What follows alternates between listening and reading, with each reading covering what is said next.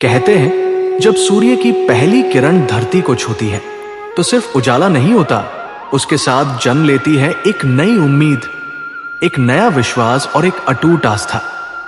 यही आस्था हमें जोड़ती है उस महापर्व से जो न केवल पूजा है बल्कि है एक तप, एक साधना, एक प्रेम की अनुभूति। यह पर्व है छठ पूजा का, वो पर्व जहां सूर्य देव को नमन किया जाता है और उनकी बहन छठी मैया से जीवन, संतान और सुख समृद्धि का आशीर्वाद मांगा जाता है। यह वही परंपरा है जिसने सदियों से भारत की मिट्टी में भक्ति का बीज बोया है और आज भी हर घाट, हर घर, हर दिल में श्रद्धा की ज्योति जल रही है। आज हम लेकर आए हैं एक ऐसी अद्भुत और प्रेरणादायक कथा जो बताएगी कि आखिर छठ पूजा क्यों मनाई जाती है, क्यों ये पर्व मां की ममता, सूर्य की शक्ति और भक्ति की परम साधना का प्रतीक माना जाता है। तो आइए जुड़िए हमारे साथ और डूब जाइए छठी मैया की पावन कथा में, जहां आस्था, प्रेम और चमत्कार तीनों मिलकर रचते हैं विश्वास का अद्भुत महागीत। नमस्कार दोस्तों, स्वागत है आपका सनातन कहानियां चैनल पर, जहां हर कहानी में छुपा है सनातन धर्म का अद्भुत ज्ञान और जीवन को दिशा देने वाले रहस्य। अब आइए बिना किसी विलंब के आरंभ करते हैं आज की प्रेरणादायक कथा। जब ब्रह्मा जी ने इस सृष्टि की रचना की तो उन्होंने मनुष्यों को जीवन तो दे दिया, लेकिन जीवन को स्वस्थ, संतुलित और दीर्घायु बनाने के लिए एक विशेष शक्ति की आवश्यकता थी। तब प्रकट हुई सूर्यदेव की बहन छठी मैया, जिन्हें षष्ठी देवी भी कहा जाता है। छठी मैया का जन्म स्वयं ब्रह्मा जी के मानस से हुआ था। वे प्रकृति, प्राण और मातृत्व की देवी हैं। उनका स्वरूप अत्यंत कोमल, दयालु और ममतामयी है। वे ही हैं जो नवजात शिशुओं की रक्षा करती हैं, माताओं को संतान सुख और मातृत्व का आशीर्वाद देती हैं और परिवार में सुख शांति बनाए रखती हैं। ब्रह्मा जी ने छठी मैया को यह दिव्य जिम्मेदारी सौंपी कि वे हर नवजात के भाग्य की रेखा लिखें और उसके जीवन की रक्षा करें। यही कारण है कि जब किसी शिशु का जन्म होता है तो छठे दिन छठी मैया की पूजा की जाती है, क्योंकि माना जाता है कि उसी दिन वे बच्चे के जीवन का लेख लिखती है। छठी मैया का एक और स्वरूप सूर्य देव की बहन के रूप में है। सूर्य जहां संपूर्ण जगत को प्रकाश, ऊर्जा और जीवन प्रदान करते हैं, वहीं छठी मैया उस जीवन की रक्षक शक्ति है। यही कारण है कि छठ पूजा में सूर्य देव और छठी मैया दोनों की एक साथ आराधना की जाती है। छठ के व्रत में जब भक्त सूर्य को अर्घ्य अर्पित करते हैं तो वे केवल सूर्य की उपासना ही नहीं करते, बल्कि छठी मैया से ये प्रार्थना भी करते हैं कि उनके जीवन में सुख, शांति, स्वास्थ्य और संतान सुख बना रहे। इस दिन लोग व्रत, तप और आराधना के माध्यम से अपनी भक्ति और समर्पण व्यक्त करते हैं। छठी मैया की पूजा केवल एक परंपरा नहीं, बल्कि ये मातृत्व, त्याग, प्रेम और आस्था का उत्सव है।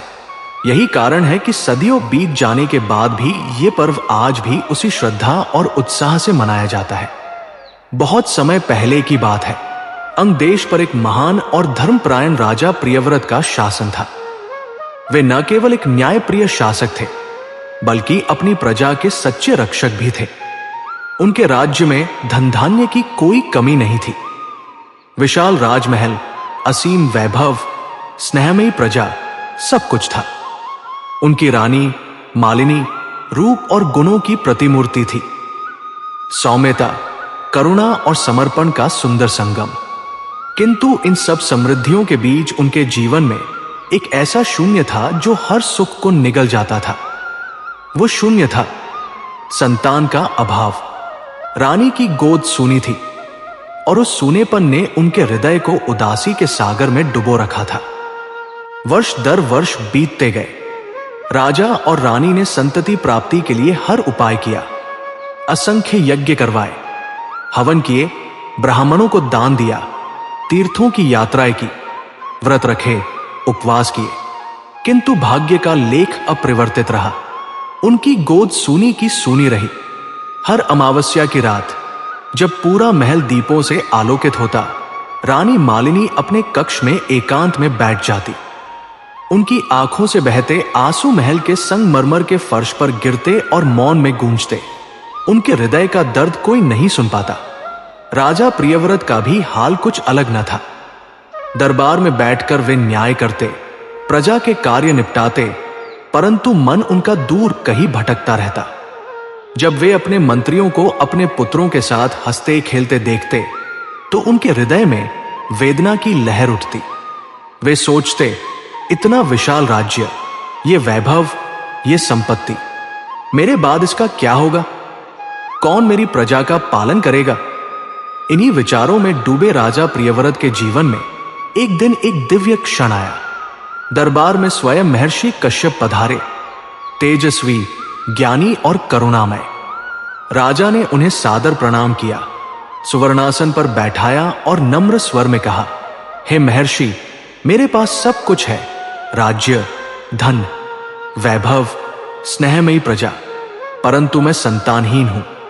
यही मेरी दरिद्रता है। मेरी रानी दिन रात रोती रहती है।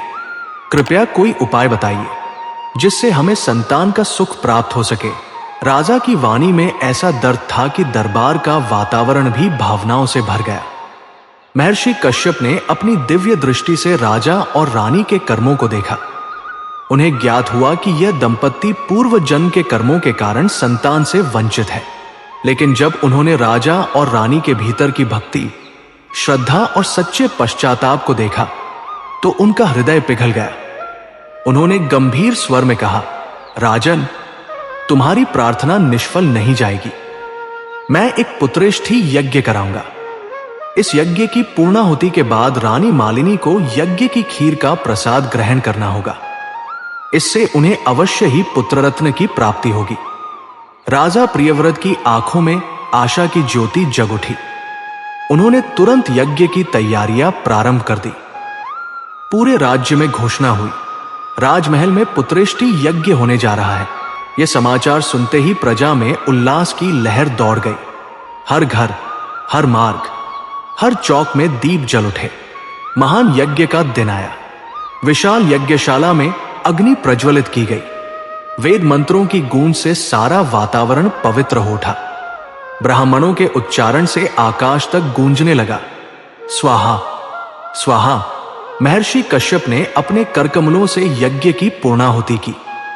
अग्नि की ज्वालाओं से उठती दिव्य आभा में मानो देवता स्वयं प्रकट हो गए हों। यज्ञ समाप्त होने के बाद उन्होंने अत्यंत श्रद्धा और भक्ति से भरी रानी मालिनी को यज्ञ की खीर का प्रसाद प्रदान किया। रानी ने हाथ जोड़कर उसे ग्रहण किया और नम्रता से बोली, हे महर्षि, आपके आशीर्वाद से मुझे संतान प्राप्त हो। दिन बीतते गए और एक दिन राजमहल से शंखनाद गूंज उठा। रानी मालिनी गर्भवती हुई। समूचे राज्य में आनंद की लहर दौड़ गई। हर गली, हर आंगन में दीपक जल उठे। राजा प्रियव्रत ने ब्राह्मणों को दान दिया, प्रजा में वस्त्र और अन्न का वितरण किया। महल में उत्सव का माहौल था। वर्षों की साधना और प्रतीक्षा के बाद अब उनके जीवन में आने वाला था वह पल जब मातृत्व और पितृत्व का आशीर्वाद उनके भाग्य को पूर्ण करेगा। 9 महीने की लंबी प्रतीक्षा के बाद वह पावन दिन आया जब राजमहल में एक नए जीवन की किलकारी गूंजने वाली थी। पूरे राज्य में उत्साह का माहौल था। महल को फूलों से सजाया गया था। दीवारों पर दीपक टिमटिमा रहे थे और हर हृदय में आनंद की लहर दौड़ रही थी। रानी मालिनी प्रसव कक्ष में थी और राजा प्रियव्रत ईश्वर से निरंतर प्रार्थना कर रहे थे, हे प्रभु, बस आज हमारी गोद भर दीजिए। और फिर कुछ समय बाद महल में एक शिशु के जन्म का समाचार आया, परंतु कुछ ही क्षणों में वो हर्षोल्लास भयावह सन्नाटे में बदल गया। देवदासियों की आंखों से आंसू बहने लगे। चिकित्सक मौन खड़े रह गए और जब रानी के कक्ष से एक धीमी सिसकी सुनाई दी तब सब कुछ थम गया। शिशु का शरीर निर्जीव था। वो मृत पैदा हुआ था। क्षण भर में पूरा महल अंधकार में डूब गया। रानी मालिनी की चीख जैसे समूचे राजमहल की दीवारों को हिला गई। वे रोते रोते बेहोश हो गई। राजा प्रियव्रत का सारा संसार बिखर गया। वे अपने निष्प्राण पुत्र को गोद में लेकर फूट फूट कर रोने लगे। हे भगवान, ये कैसा क्रूर मजाक है। पहले हमें संतान का सुख नहीं दिया और अब जब दिया तो वह भी मृत। ये कैसा न्याय है। उनकी करुण पुकार ने वातावरण को शोक से भर दिया। जहां कुछ पल पहले उत्सव की तैयारी हो रही थी, अब वहां मातम पसरा था। दीपक बुझ चुके थे, वीणाओं की ध्वनि थम चुकी थी और हर चेहरा पीड़ा में डूबा था। रानी मालिनी जब होश में आई और उन्हें बताया गया कि उनका पुत्र जीवित नहीं रहा, तो उनका हृदय जैसे चूर चूर हो गया। वे अपने मृत शिशु को सीने से लगाए रोने लगी। मेरे लाल, तूने मां का चेहरा तक नहीं देखा, मेरी आवाज तक नहीं सुनी। 9 महीने मैंने तुझे अपनी कोख में रखा, तेरे लिए सपने देखे और तू बिना कुछ कहे ही चला गया। ये कैसी निर्दयता है। रानी के विलाप से पूरा महल शोक में डूब गया। दासिया, सेवक, मंत्री, सभी की आंखें नम थी। कोई भी राजा या रानी को सांत्वना देने का साहस नहीं कर पा रहा था। इसी गहन दुख की घड़ी में महर्षि कश्यप पुनः राजमहल में पधारे। उन्होंने रानी और राजा की दशा देखी तो उनका हृदय करुणा से भर गया। वे जानते थे यह सब एक कारण से हो रहा है और शायद अब उस दुख का अंत निकट है। महर्षि ने राजा प्रियव्रत को पास बुलाया और गंभीर स्वर में कहा, राजन, शोक मत करो। अभी भी एक उपाय शेष है, लेकिन इसके लिए तुम्हें और रानी को अटूट श्रद्धा और विश्वास के साथ एक व्रत करना होगा। राजा की आंखों में बुझी हुई आशा की लौ फिर से जल उठी। उन्होंने विनम्र स्वर में कहा, हे महर्षि, कोई भी उपाय बताइए। मैं अपने प्राणों की आहुति देने को तैयार हूं, बस मेरा पुत्र जीवित हो जाए। महर्षि कश्यप बोले, राजन, छठी मैया की आराधना करो। वही प्राण शक्ति की अधिष्ठात्री देवी है। वही षष्ठी देवी है जो नवजात शिशुओं के भाग्य की रेखा स्वयं लिखती है। उनकी कृपा से मृत शिशु में भी प्राण संचार हो सकता है। रानी ने कांपते स्वर में पूछा, हे महर्षि, यह व्रत कैसे किया जाता है? कृपया मार्गदर्शन करें। महर्षि ने कहा, यह व्रत कार्तिक मास की षष्ठी तिथि को किया जाता है। 4 दिनों तक अत्यंत पवित्रता और नियमों का पालन करना होता है। पहले दिन नहाय खाए होता है, जिसमें शुद्ध भोजन किया जाता है। दूसरे दिन खरना होता है, जिसमें पूरे दिन निर्जल व्रत रखकर शाम को गुड़ की खीर बनाकर प्रसाद स्वरूप ग्रहण किया जाता है। तीसरे दिन संध्या अर्घ्य दिया जाता है, जिसमें डूबते सूर्य की पूजा की जाती है। और चौथे दिन उषा अर्घ्य होता है, जब उगते सूर्य को अर्घ्य देकर व्रत का समापन किया जाता है। फिर उन्होंने आगे कहा, यह व्रत अत्यंत कठिन है। तीसरे दिन से व्रती को निर्जला व्रत रखना होता है और पूरी रात जागरण कर छठी मैया की आराधना करनी होती है। लेकिन जो स्त्री सच्चे मन से यह व्रत करती है, उस पर छठी मैया अवश्य प्रसन्न होती है और उसकी हर मनोकामना पूर्ण करती है। महर्षि के वचनों ने राजा और रानी के शोक से भरे हृदय में नई उम्मीद जगा दी। वे दोनों मन ही मन छठी मैया की शरण में जाने का प्रण कर चुके थे। उस देवी की जो स्वयं प्राणों की अधिष्ठात्री, मातृत्व की रक्षक और जीवन की जननी है। रानी मालिनी ने बिना एक पल गवाए दृढ़ स्वर में कहा, हे महर्षि, मैं ये व्रत अवश्य करूंगी, चाहे ये कितना भी कठिन क्यों न हो। मैं अपने पुत्र के लिए सब सह लूंगी, बस मेरा बेटा जीवित हो जाए। राजा प्रियव्रत ने भी संकल्प भरे स्वर में कहा, हे महर्षि, ये व्रत हम दोनों मिलकर करेंगे। छठी मैया से प्रार्थना करेंगे कि वे हमारे पुत्र में फिर से प्राण फूंक दे। महर्षि कश्यप ने दोनों को आशीर्वाद देते हुए कहा, तथास्तु। तुम्हारी श्रद्धा और भक्ति देखकर मुझे विश्वास है कि छठी मैया अवश्य प्रसन्न होंगी और तुम्हारी गोद भरेंगी। महर्षि के चले जाने के बाद राजा और रानी ने व्रत की तैयारी प्रारंभ की। पूरा राजमहल एक दिव्य आस्था से भर उठा। वे जानते थे ये कोई साधारण व्रत नहीं, बल्कि जीवन और मृत्यु के बीच की एक साधना थी। पहला दिन आया, कार्तिक शुक्ल चतुर्थी, जिसे नहाय खाए कहा जाता है। रानी मालिनी गंगा नदी के पवित्र तट पर पहुंची। उन्होंने स्नान कर अपने तन और मन दोनों को शुद्ध किया। सूर्य की स्वर्णिम किरणें जल पर पड़ रही थी और रानी के हृदय में एक नई शक्ति का संचार हो रहा था। वापस आकर उन्होंने सात्विक भोजन तैयार किया। चावल, दाल और कद्दू की सब्जी, बिना नमक, बिना प्याज और लहसुन के। रानी ने श्रद्धापूर्वक यह भोजन ग्रहण किया।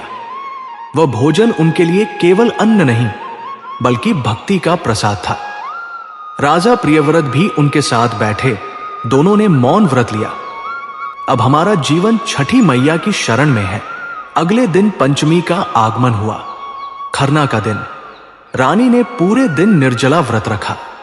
न एक बूंद पानी पिया, न अन्न का एक कण ग्रहण किया। शाम ढलते ही उन्होंने गुड़ की खीर बनाई, गेहूं के आटे के छोटे छोटे पकोड़े तले और केले का प्रसाद सजाया। पूरा महल दीपों की रोशनी से जगमगा उठा। रानी ने छठी मैया की प्रतिमा के सामने दीप जलाया और पूरे विधि विधान से पूजा अर्चना की। जब उन्होंने प्रसाद ग्रहण किया, वो खीर भले ही नमक रहित थी, लेकिन उनके लिए वो अमृत के समान थी। हर कौर के साथ रानी के हृदय में यह विश्वास मजबूत हो रहा था कि मैया उनकी पुकार सुनेंगी।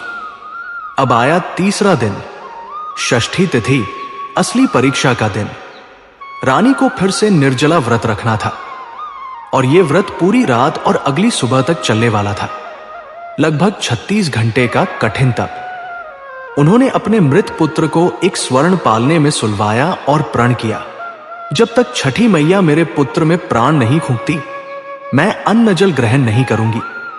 सुबह से ही व्रत की तैयारी आरंभ हो गई।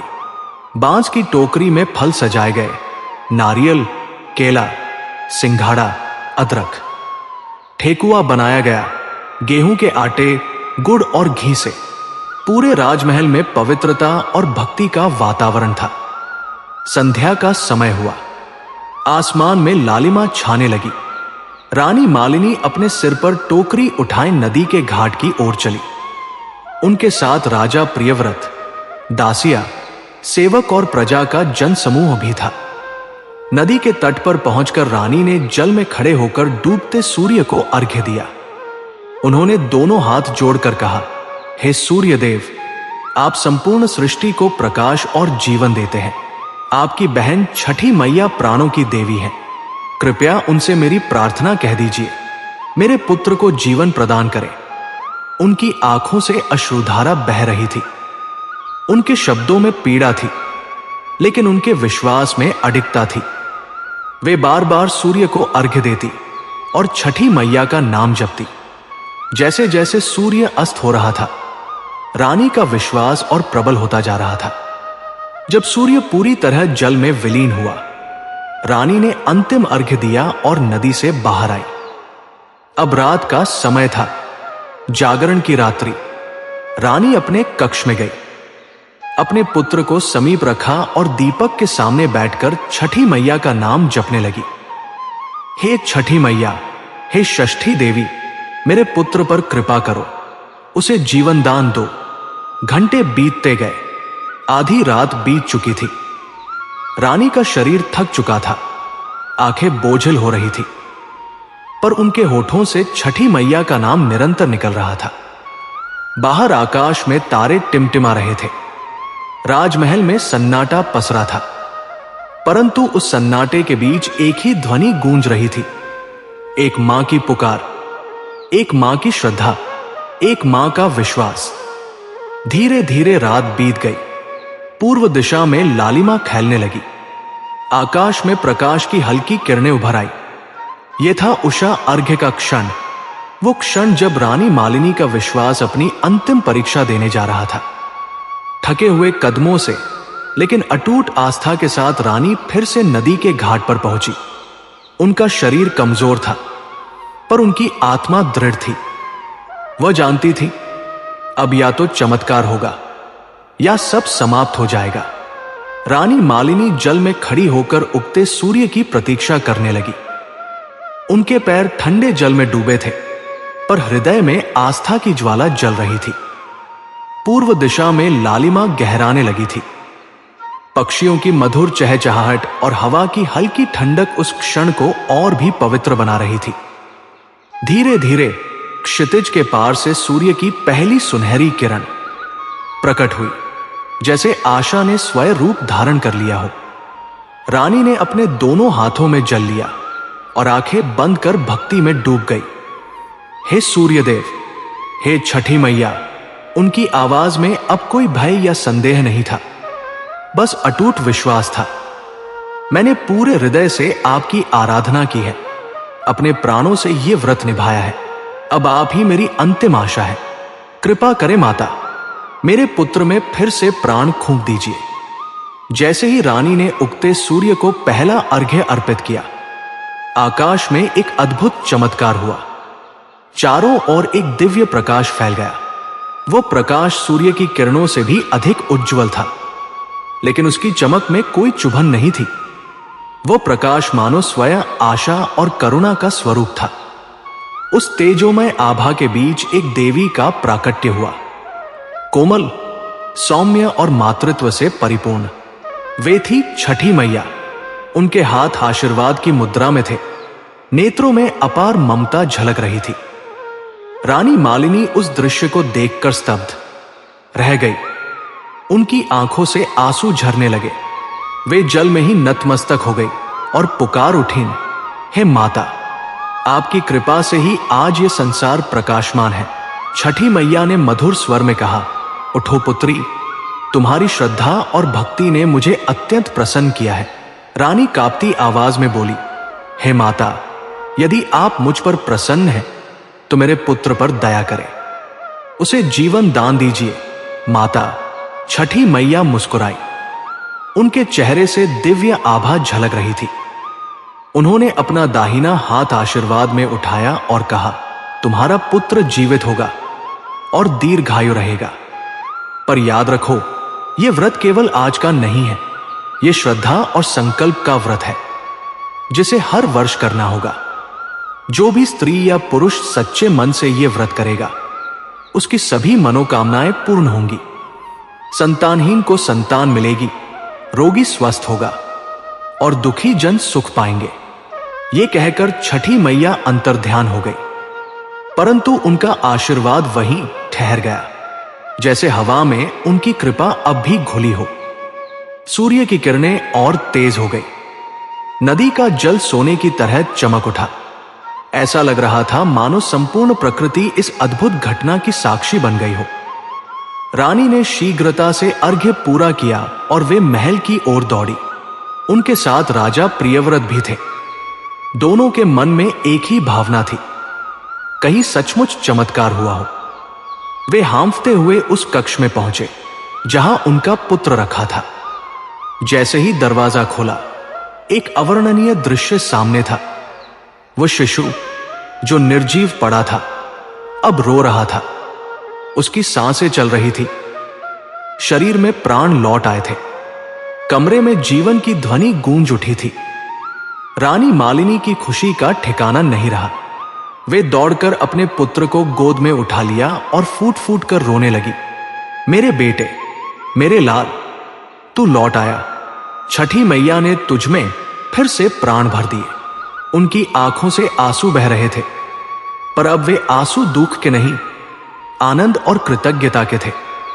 राजा प्रियव्रत भी भाव विभोर हो उठे। उन्होंने अपने पुत्र को गोद में लिया और आकाश की ओर देखते हुए कहा, हे छठी मैया, आपने असंभव को संभव कर दिया। आपकी कृपा सदा हमारे जीवन में बनी रहे। महल में हर्ष की लहर दौड़ गई। घंटे घड़ियाल बज उठे, दीप जलाए गए। रानी मालिनी ने तुरंत प्रसाद बांटा, गरीबों को दान दिया, ब्राह्मणों को भोजन करवाया और सबके सामने प्रण किया, अब से हर वर्ष मैं छठ व्रत पूरे विधि विधान से करूंगी। यह व्रत मेरे जीवन का धर्म होगा। उस दिन के बाद राजा प्रियव्रत और रानी मालिनी का जीवन पूर्णतः बदल गया। उनका पुत्र, जिसे उन्होंने नाम दिया प्राणवीर, धीरे धीरे स्वस्थ हुआ, बलवान हुआ और आगे चलकर एक महान योद्धा तथा न्यायप्रिय राजा बना। उनकी कथा आज भी ये संदेश देती है कि सच्ची श्रद्धा और अटूट विश्वास से मांगी गई प्रार्थना कभी व्यर्थ नहीं जाती। कार्तिक मास के शुक्ल पक्ष की षष्ठी तिथि को मनाया जाने वाला छठ पर्व केवल एक उत्सव नहीं है, ये एक साधना है, एक तपस्या है, आत्मशुद्धि की प्रक्रिया है। यह पर्व उस क्षण की तरह है जब मनुष्य अपने भीतर की समस्त नकारात्मकता को त्याग कर आस्था और पवित्रता से भर जाता है। जब पूरा परिवार एक ही उद्देश्य, एक ही भाव और एक ही संकल्प के साथ व्रत करता है, तो वहां केवल धार्मिक अनुष्ठान नहीं होता, वहां होता है प्रेम का संगम, भक्ति का महासंग्राम और आस्था का अद्भुत महोत्सव। यह पर्व विशेष रूप से बिहार, झारखंड और पूर्वी उत्तर प्रदेश की भूमि पर मनाया जाता है, पर आज इसकी महिमा सीमाओं को पार कर चुकी है। जहां जहां भारतीय हृदय धड़कता है, जहां जहां भोजपुरी संस्कृति की सुगंध फैली है, वहां वहां छठी मैया के गीत गूंजते हैं और नदी के तट दीपों से जगमगा उठते हैं। और क्यों न हो, ये पर्व तो स्वयं में प्रकृति के प्रति हमारी कृतज्ञता का प्रतीक है, सूर्यदेव के प्रति हमारी श्रद्धा का साक्षात प्रमाण। 4 दिनों तक चलने वाला ये महापर्व केवल एक रस्म नहीं, बल्कि जीवन जीने की एक पवित्र विधा है। एक ऐसा अवसर जब मनुष्य प्रकृति से जुड़ता है, अपने भीतर की ऊर्जा को पहचानता है और स्वयं को दिव्यता के और करीब महसूस करता है। पहले दिन होता है नहाए खाए, जब व्रती पवित्र नदी में स्नान कर सात्विक भोजन ग्रहण करते हैं और आने वाले व्रत के लिए अपने तन और मन को तैयार करते हैं। दूसरे दिन आता है खरना, जहां दिन भर का निर्जला उपवास रखकर संध्या में गुड़ की खीर और गेहूं की रोटी का प्रसाद ग्रहण किया जाता है। वो प्रसाद भले ही सादा हो, लेकिन उसमें स्वाद नहीं, भक्ति की मिठास होती है। तीसरे दिन होता है संध्या अर्घ्य, जब व्रती जल में खड़े होकर डूबते सूर्य को नमन करते हैं और आभार प्रकट करते हैं उस शक्ति का जो जीवन को दिशा देती है। और चौथे दिन होता है उषा अर्घ्य, जब उगते सूर्य को अर्घ्य देकर यह महान व्रत पूर्ण होता है। यह वो क्षण होता है जब सृष्टि की हर किरण, हर सांस और हर प्रार्थना एक हो जाती है। मेरे प्रिय श्रोताओं, यहीं पर यह कथा समाप्त नहीं होती, बल्कि यहीं से प्रारंभ होती है श्रद्धा और विश्वास की नई यात्रा। इस व्रत की, इस पर्व की और छठी मैया की महिमा यही सिखाती है। अगर तुम्हारे हृदय में सच्ची श्रद्धा है, तुम्हारी नीयत पवित्र है, तो कोई भी इच्छा असंभव नहीं। छठी मैया हर उस हृदय की पुकार सुनती है जिसमें प्रेम, विश्वास और समर्पण बसता है। नमन है उस सूर्य देव को जो हर दिन उगकर अंधकार को मिटाते हैं और हमें नया जीवन देते हैं। नमन है उस छठी मैया को जो हर मां के रूप में हमारे जीवन की रक्षा करती है। नमन है उन भक्तों को जिन्होंने इस परंपरा को पीढ़ी दर पीढ़ी जीवित रखा। और नमन है आप सभी को जिन्होंने इस कथा को श्रद्धा और धैर्य से सुना। जय सूर्यदेव, जय छठी मैया, जय छठ पर्व की अमर आस्था।